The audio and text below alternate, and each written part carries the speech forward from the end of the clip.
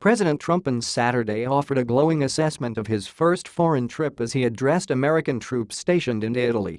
Trump, who entered the Naval Air Station Sigonella in Sicily to the theme of the 1997 Harrison Ford movie Air Force One, listed the countries he visited and gave himself several self-congratulatory pats on the back. "We have been gone for close to 9 days. This will be 9 days," he said.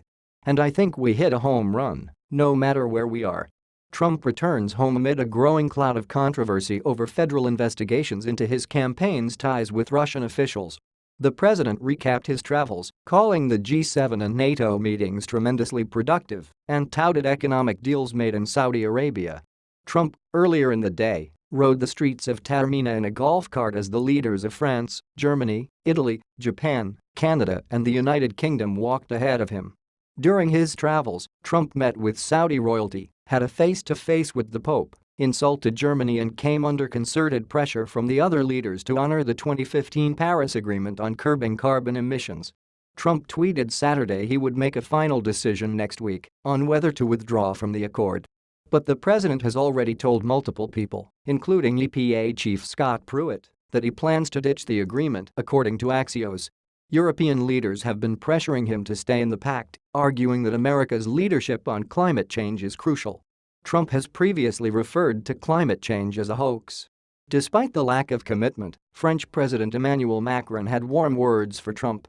"I saw a leader with strong opinions on a number of subjects, which I share in part: the fight against terrorism, the willingness to keep our place in the family of nations, and with whom I have disagreements, that we spoke about very calmly," Macron said. "I saw someone who listens and who is willing to work."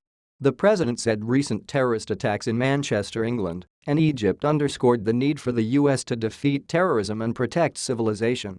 Trump also touted a renewed commitment by NATO members to spend more on defense. "Many NATO countries have agreed to step up payments considerably, as they should," he said. "Money is beginning to pour in. NATO will be much stronger." Trump returns to Washington as the lead Senate committee investigating Russian meddling in the 2016 U.S. presidential election has requested information and documents from his campaign. Trump's top aides have refused to address reports Trump's son-in-law, White House advisor Jared Kushner, and a Russian diplomat may have discussed setting up a secret communications channel between the presidential transition team and the Kremlin. Trump, who was granted 5 military deferments during Vietnam, commended U.S. troops, saying, "You are protecting us, and we will always remember that." He noted his desire to boost military spending and promised his complete and unshakable support.